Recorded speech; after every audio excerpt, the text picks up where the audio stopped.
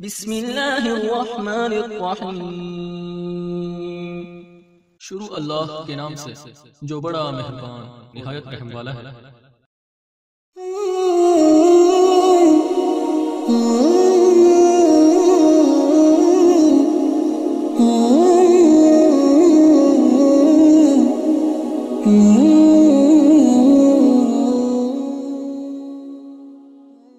اعوذ باللہ من الشیطان الرجیم، بسم اللہ الرحمن الرحیم، الحمد للہ والصلاۃ والسلام علی اہلہا، اللہم صلی علی محمد وآل محمد وعجل فرجہم۔ محترم ناظرین و سامعین، السلام علیکم ورحمۃ اللہ وبرکاتہ۔ آج کی نئی ویڈیو کے ساتھ حاضر خدمت ہیں، میں ہوں علی روحانی اور آپ دیکھ رہے ہیں ہمارا آفیشیل یوٹیوب چینل۔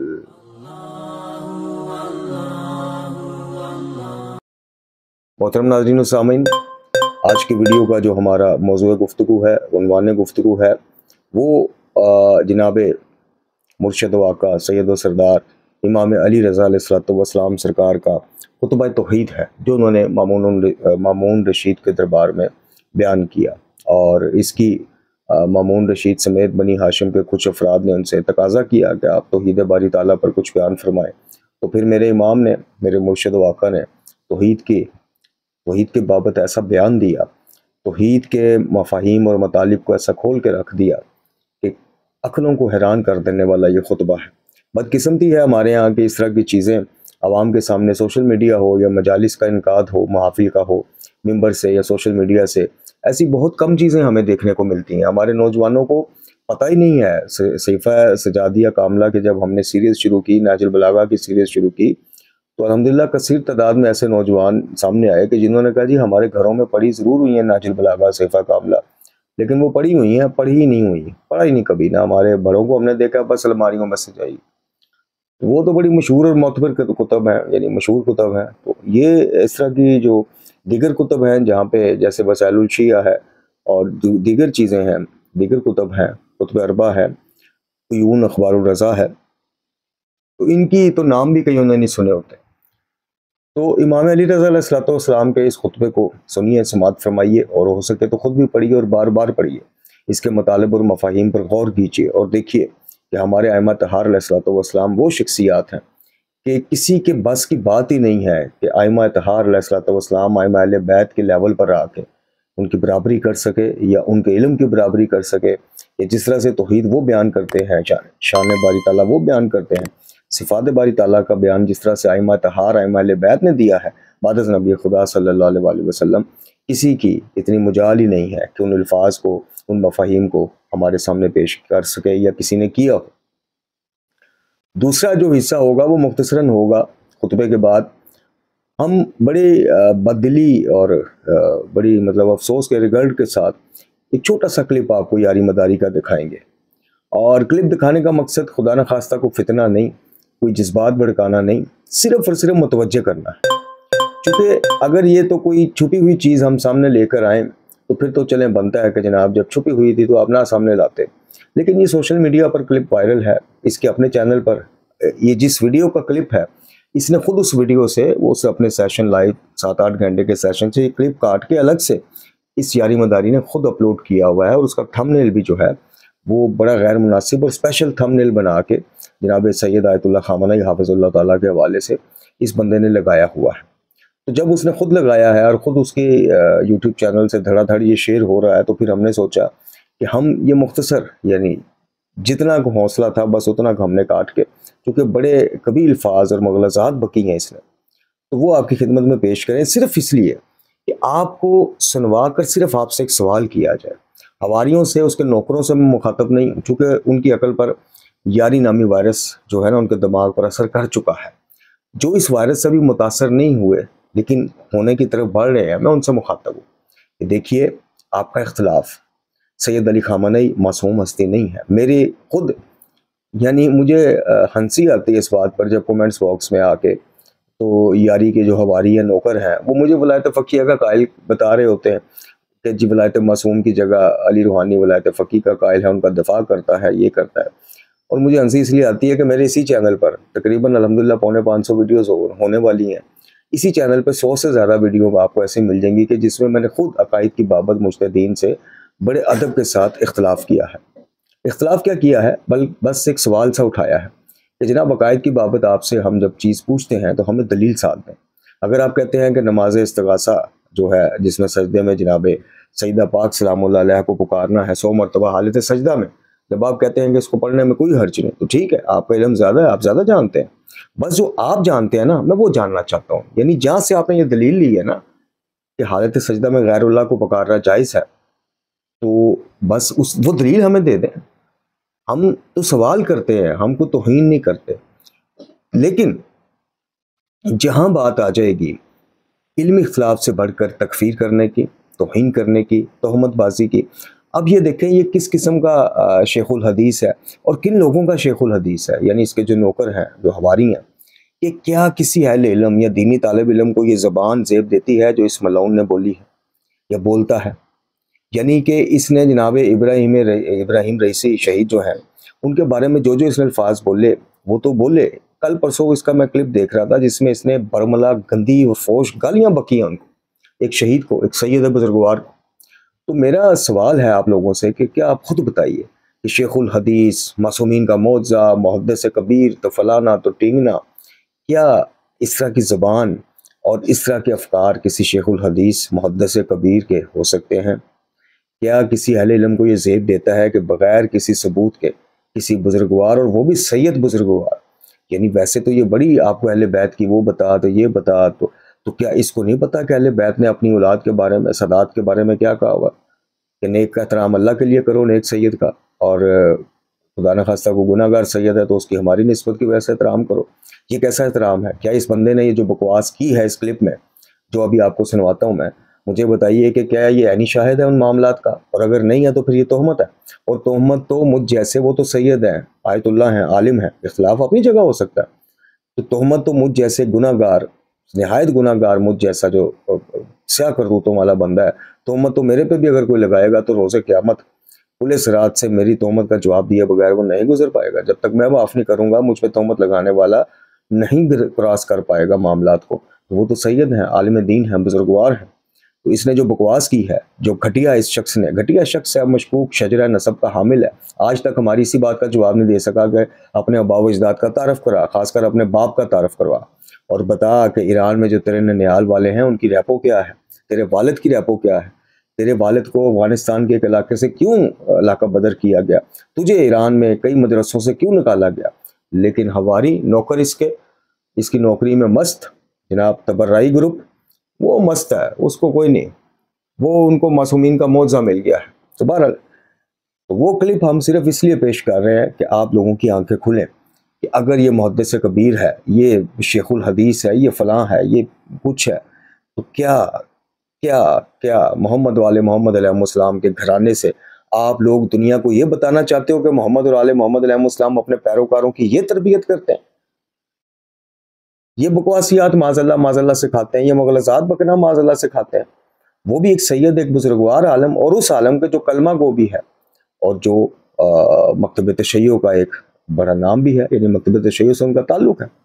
ایک عام مسلمان کے بارے میں عرض کی کہ تہمت لگانا جب آپ کے پاس پروف کوئی نہیں، آپ عینی شاہد نہیں، تو صرف سنی سنائی، تو پھر سورہ حجرات میں جو فرمایا گیا اس کے عین مطابق اس پہ بتائیں حد جاری ہوتی ہے کہ نہیں ہوتی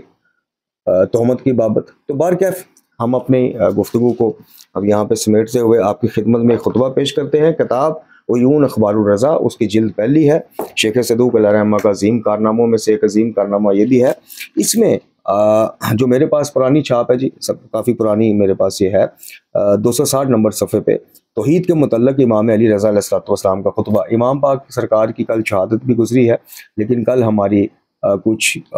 وہ شیڈول اس طرح کا تھا کہ کل ہمارا نیا چینل روحانیت نامہ آفیشل، اس پہ پہلی ویڈیو آنی تھی تو وہ اپلوڈ ہو گئی. ویسے 23 ذکات کے بارے میں معتبر نہیں ہے، مستند نہیں ہے کہ یہی روز شہادت ہے.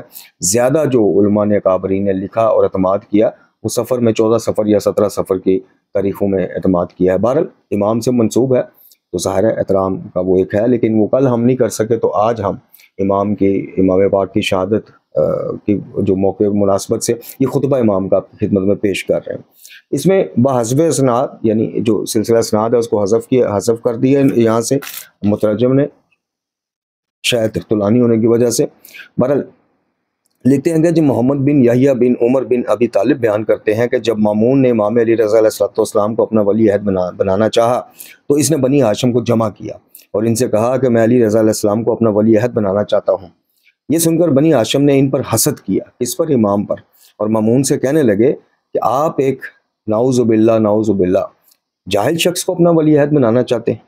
جسے امور خلافت کے متعلق کچھ بھی آگاہی نہیں۔ آپ اسے یہاں بلائیں اور اس کی جہالت کا خود مشاہدہ کر لیں، نعوذ باللہ من ذالک۔ چنانچہ امام علی رضا علیہ السلام سرکار کو بلایا گیا اور بنی ہاشم نے ان سے کہا کہ ابو الحسن آپ ممبر پر بیٹھیں اور ہمیں توحید کے متعلق کوئی خطبہ دیں۔ اچھا،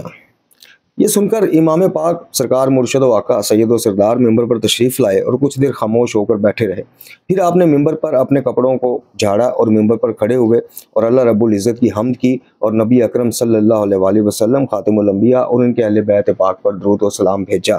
پھر آپ نے فرمایا اللہ کی پہلی عبادت اس کی معرفت ہے اور معرفت الہی کی بنیاد اس کی توحید ہے، اور اللہ کی توحید کا نظام اس سے صفات کی نفی ہے، کیونکہ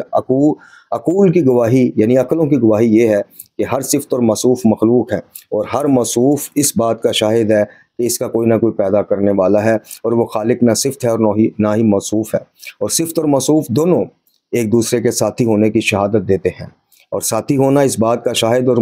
متقاضی ہے، یعنی تقاضا کرتا ہے اس بات کا کہ وہ حادث ہے، اور حدوث کی گواہی یہ ہے کہ وہ ازلی نہیں اور وہ حدوث سے پاک نہیں۔ جس نے تشبیہ سے اللہ کو پہچانا تو دراصل اس نے اللہ کو پہچانا ہی نہیں، اور جس نے اس کی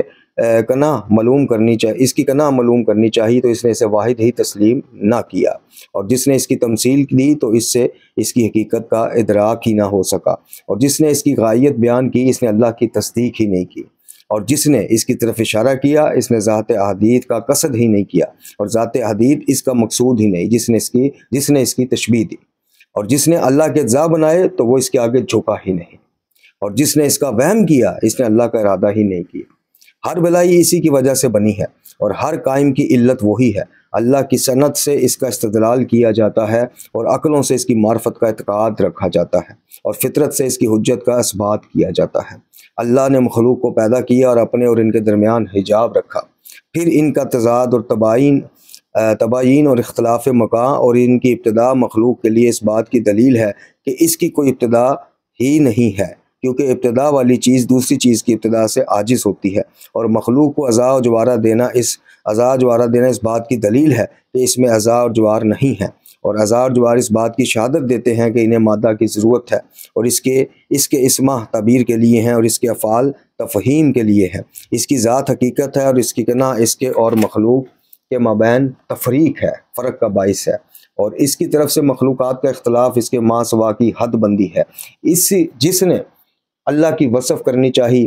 وہ اللہ سے جاہل رہا، اور جس نے اسے مشتمل جانا اس نے اس کی سرکشی کی، جس نے اس کی کنا معلوم کرنی چاہی وہ اس کو حاصل کرنے میں ناکام رہا، جس نے اس کے متعلق یعنی اللہ کے متعلق کہا کہ کیفا یعنی کیسا کہا اللہ کے متعلق تو اس نے اس کی تشبیہ دی، اور جس نے اس کے لیے لما کہا یعنی کیوں کہا تو اس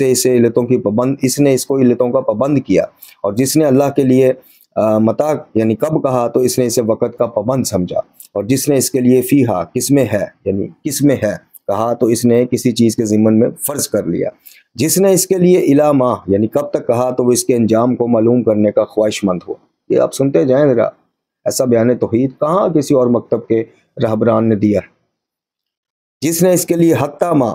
یہاں تک کہا تو اس نے اس کی غائیت بیان کی تو اس نے گویا اسے سر پر بلند کرنا چاہا، اور جس نے اسے سر پر بلند کرنا چاہا تو اس نے دوئی پیدا کی، جس نے دوئی پیدا کی تو اس نے صفات مانے، اور جس نے صفات مانے اس نے ذات خداوندی میں شک کیا۔ مخلوق کے تغیر سے اس میں تغیر پیدا نہیں ہوتا، جیسا کہ محدود کی حد بندیوں کی وجہ سے اس کی حد بندی نہیں ہو سکتی۔ وہ ایک ہے لیکن عدد کے اعتبار سے ایک نہیں، وہ ظاہر ہے لیکن کسی چیز کے ملنے کے اعتبار سے ظاہر نہیں، وہ تجلی کرنے والا ہے لیکن رویت کو آزادی دے کر نہیں، یعنی دیکھنے کو اجازت دے کر نہیں، وہ باطن ہے لیکن زائل ہو کر نہیں، وہ علیحدہ ہے لیکن ساخت کے اعتبار سے الگ نہیں، وہ قریب ہے لیکن نزدیک ہو کر نہیں، وہ لطیف ہے مگر جسمانیت کے لحاظ سے نہیں، وہ موجود ہے لیکن عدم کے بعد نہیں، وہ فاعل ہے لیکن اضطرار کی وجہ سے نہیں، وہ اندازہ کرنے والا ہے لیکن فکر کی جلانی سے نہیں،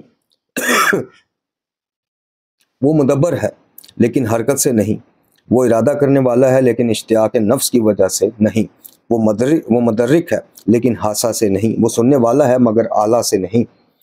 وہ دیکھنے والا ہے مگر جوارہ کے ساتھ نہیں، وہ اوقات اس کے مصاحب نہیں، اور اماکن اسے متضمن نہیں، اسے اونگ نہیں آتی، اور صفات اسے محدود نہیں کر سکتے، اور آلات اسے مقید نہیں کر سکتے۔ اس کا ہونا اوقات سے سابق اور اس کا وجود عدم سے پہلے ہے، ابتدا اس کی ازل ہے۔ نشان قائم کرنے کی وجہ سے معلوم ہوا کہ وہ خود بے نشان ہے، اور جواہر کی جوہریت ثبوت ہے کہ وہ جوہر میں مقید نہیں۔ اشیاء کے باہمی تضاد سے پتہ چلا کہ اس کا کوئی متضاد نہیں۔ چیزوں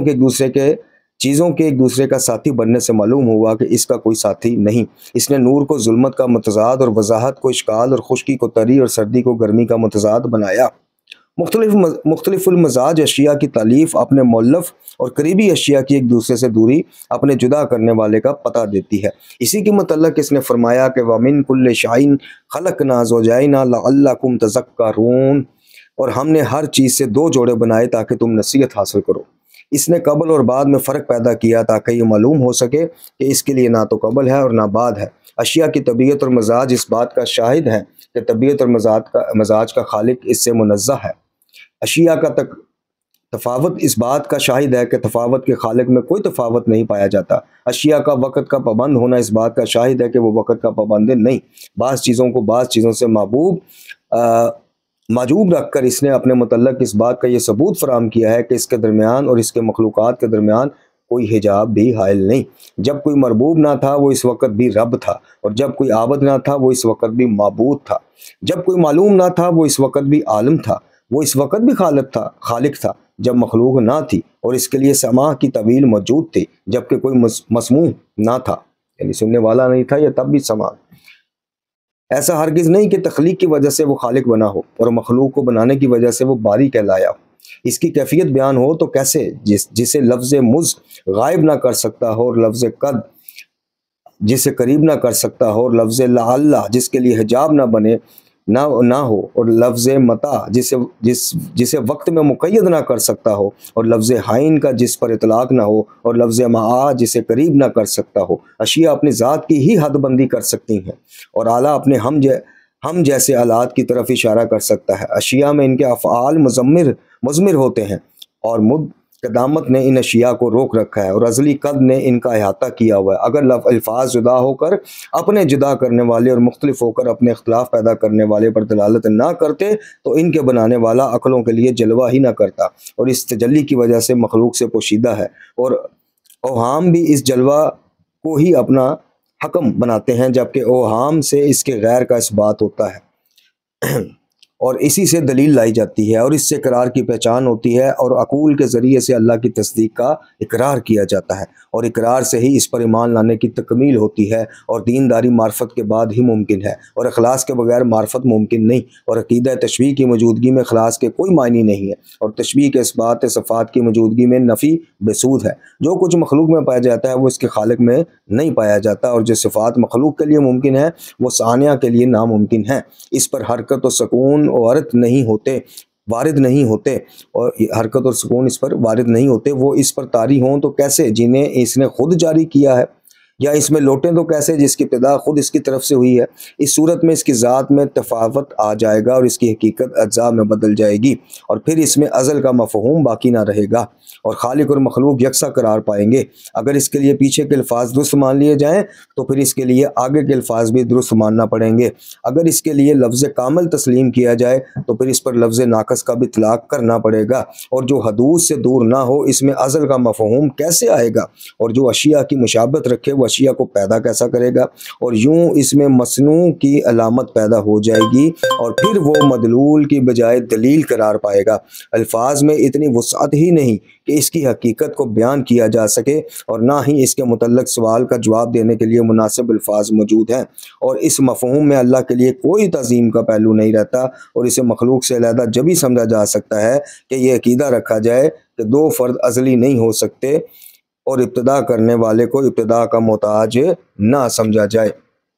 عدول کرنے والے جھوٹ کہتے ہیں اور وہ سری گمراہ ہیں اور ظاہری خسارہ میں ہیں۔ لا الہ الا اللہ العلی العظیم وصلی اللہ علی محمد و اہل بیتہ الطاہرین۔ یہ تھا امام پاک کا عظیم الشان خطبہ، عقلوں کو حیران کر دینے والا، مفاہیم اور مطالب کے گرہوں کو کھول دینے والا خطبہ امام پاک کا، سید و سردار کا۔ اب میں آپ کی خدمت میں پیش کرتا ہوں اس یاری مداری اس ایجنٹ کا وہ مختصر کلپ جس میں یہ بکواس کر رہا ہے، بکواسیات کر رہا ہے، اور ایک سید ذات پر، ایک عالم بزرگوار پر، جناب خامنہ حافظ اللہ تعالیٰ سے میں پھر کہوں گا ولی فقی ان کو نہ مانے، ان کو نائب امام نہ مانے، اور میں خود ولایت فقی کے اوپر اس طرح سے وہ نہیں ہوں، میں اس کو ایران کے اندر کا ایک نظام سمجھتا ہوں، اور ایران سے باہر میں یہ جو پوسٹ منصب رہبری ہے میں اس کا قائل نہیں ہوں، لیکن وہ آیت اللہ ہیں، وہ سید ہیں، وہ عالم ہیں، وہ بزرگ ہیں، باعث احترام ہیں، قابل احترام ہیں، اور طاغوت کے سامنے ٹکر لیے ہوئے ہیں۔ ان کے بارے میں اس طرح کی بکواسیات کرنی، تہمت بازی سے کام لینا، اے بدبخت اگر تو خاندانی ہوتا، یعنی اس یاری حسن اللہ یاری کے فالوورز، بلائنڈ فالوورز جرثوم میں اس کے، وہ اسی سے حساب لگا لیں کہ اگر آپ کا مخالف، آپ کا دشمن نسلی اور خاندانی ہو، کسی خاندان سے تعلق رکھتا ہو، تو وہ آپ کا دشمن ہونے کے باوجود اس سطح تک نہیں گرے گا جس سطح پہ یہ گرتا آپ کو اس کلپ میں نظر آئے گا۔ اس بدبخت، اس ملعون کو فالو کرنے والے، سبسکرائب کرنے والے، اس کی مالی اور اخلاقی سپورٹ کرنے والے مطمئن رہیں، آپ کو قبر، برزخ اور قیامت میں پتہ چل جائے گا کہ آپ نے کس اینک والے جن اور یاری مداری کو فالو کیا اور اس کا نتیجہ کیا نکلا۔ یہ آپ کلپ سماعت فرمائیے۔ یہ وجہ ہے خامنئی، وہ خامنئی کچھ بھی نہیں ہے، یعنی وہ عالم نہیں ہے خامنئی بیچارہ، وہ بیچارہ بھی نہیں ہے، وہ ایک فراڈی آدمی ہے، ظالم آدمی، قاتل آدمی ہے، اور میں آپ کو یہ بھی بات بتاؤں کہ یہ بڑا ہی ملعون آدمی ہے۔ میں نے بہت سارے زیادہ علماء سے اس کی لواط کی کہانیاں سنی ہیں، یعنی یہ خامنئی نوجوانی میں اس کا بلکہ نوجوانی کے بعد یعنی اس کی داڑھی وغیرہ بھی آ گئی تھی، اس زمانے میں بھی بدفعلی میں بڑا مشہور تھا۔ یہ اتنا یعنی کیا عرض کریں آپ کی خدمت میں، یہ اس کی مفعولیت کی کہانیاں اور اس کی لواط کی کہانیاں مشہد مقدس میں، جہاں ابھی بھی بہت سارے لوگ زندہ ہیں جن کو لوگ جانتے ہیں، جنہوں نے خامنئی کے ساتھ یہ فعل انجام دیا تھا، کچھ پیسے دے کے یہ جو تھا، یہ خوبصورت بھی تھا نا یہ نوجوانی میں، تو اس کی بہت مشہور ہے، میں یہ مبالغہ نہیں کر رہا، یہ جھوٹ نہیں کر رہا، یہ جو ہے اس کی بات بہت مشہور و معروف ہے۔ محترم ناظرین و سامعین، آپ نے اس غلیظ کی مغلظات کو سنا، میں پھر آپ سے عرض کروں گا محترم ناظرین و سامعین، صرف خلفائے ثلاثہ کو لے کے، امہات المومنین کو لے کے ان کی توہین کرنا، ان کی تکفیر کرنا، ان کے بارے میں دشنام درازی کرنا، اس سے آپ خوش ہو کر اس کو اپنا مرشد مان بیٹھے ہیں، اس کو معجزہ اہل بیت مان بیٹھے ہیں۔ یاد رکھیے گا، اہل بیت کو پڑھنے والے، زبانی کلامی ملنگی نہیں، ملنگیوں سے ہمارا کوئی واسطہ نہیں، اور ملنگیوں کا علم اور عقل سے کوئی واسطہ نہیں، اہل بیت کی سیرت کو پڑھنے والے جانتے ہیں کہ یہ وہ اہل بیت ہیں کہ جو ابن ملجم لعین کو ضربت کے بعد دیکھ کر کہتے ہیں کہ بیٹا حسن اس کو شربت دو، یہ گھبرایا ہوا ہے، اس کو پتہ ہی نہیں کہ اس نے کیا کام کر دیا، اب گھبرا گیا۔ اہل بیت کی سیرت کو پڑھنے والے جانتے ہیں کہ حسین بن نبیر نامی ایک ملعون یزیدی کمانڈر جب وہ مختار کی فوجوں سے بھاگتا آتا ہے، پناہ لیتا ہے سید سجاد کے پاس ایک رات کے لیے، تو سید سجاد اس کو کھانا پیش کرتے ہیں، اس کو پناہ دیتے ہیں، کس کو؟ اپنے بابا کے، اپنے بھائیوں کے قاتل کو۔ یہ ہے اہل بیت، یہ یاری ملعون اینک والا جن نجس جرثومہ، یہ آپ کیا سمجھتے ہیں کہ سیرت اہل بیت بیان کر رہا ہے؟ اور اب تو بات خلفائے ثلاثہ کے بعد آپ کے اپنے مکتب کے اختلاف رکھیں، میں پھر عرض کروں گا، آپ ولایت فقی سے اختلاف رکھیں، آپ خامنئی صاحب کو مجتہد بھی نہ مانیں، فقی بھی نہ مانیں، کچھ بھی نہ مانیں، سید ہے، عالم دین ہے، بزرگ انسان ہے، تو پھر کم از کم میں نے جیسے عرض کی کہ اس بات پہ ہی دیکھ لیجئے کہ اگر یہ یاری خود کسی اچھے خاندان سے، اچھے ماں باپ کے تربیت یافتہ ہوتا، اچھے جرثومے کا حامل ہوتا، یہ نجس جرثومہ کبھی بھی علمی اختلافات سے بڑھ کے یہاں تک یہ بکواسیات پر نہ آتا۔ یہ گھٹیا شخص کسی گھٹیا تربیت کا عکاس ہے، یہ ثابت کرتا ہے اپنی زبان سے کہ اس کی تربیت کرنے والے نہایت نچلی سطح کے لوگ ہیں، یا وہ ماحول بہت نچلی سطح کا ہے کہ جس میں اس نے پرورش پائی ہے۔ ہمیں آپ ابن تیمیہ کہیں، وہابی کہیں، مکثر کہیں، آپ کچھ بھی کہیں، جاتے جاتے ہمارا آج زانہ طالب علمانہ یہ मैसेज भी लेते जाएं, चैलेंज तो मैं नहीं कहूँगा, वो एक बड़ापन हो जाता है, तकब्बर आ जाता है, लेकिन आजाना दरख्वास्त लेते जाएं कि आप में से कोई शख्स या आपके उस्तादों में से कोई शख्स या अमामा पोशों में से कोई शख्स कभी हिम्मत करे और कुरान, आयात कुरान और मुस्नद फरामीन मोहम्मद और आले मोहम्मद अलैहिस्सलाम मुस्तनद जो खिलाफ कुरान ना हो, उनकी रोशनी में मुझे आके साबित करे कि एक अल्लाह की बात करना, क्या एक अल्लाह से मांगना, ये इब्न तैमिया का नज़रिया है या इमामुल मुवहिदीन बाद नबी खुदा सल्लल्लाहु अलैहि वसल्लम अमीरुल मोमिनीन का नज़रिया है, बल्कि उनसे पहले खुद रसूलुल्लाह सल्लल्लाहु अलैहि वसल्लम का नज़रिया है। जो बंदा हम पे मुख्तलिफ चीज़ों के फतवे ठोकता है या हमें कहता है जी आप ये हैं वो हैं, वो हिम्मत करे, दम खम पैदा करे, जिसको लेके आना है ऑनलाइन लेके आए, बिठाए और साबित करे कुरान और हदीस मासूमीन की रोशनी में कि शिया वो होता है जो एक अल्लाह से मांगता है, वास्ता और वसीला मोहम्मद और आले मोहम्मद का पेश करता है, या शिया वो होता है जो अल्लाह को छोड़ के बराह रास्त वास्तों और वसीलों से मांगता है। हिम्मत करें, दम खम पैदा करें, बदमाशियाँ छोड़ें, धमकियाँ छोड़ें, घरों का मासरा छोड़ें, सामने आएँ और कुरान और हदीस की रोशनी में आकर दलाइल के साथ बात करें। वाखिर दुआना अनिल हम्दुलिल्लाहि रब्बिल आलमीन।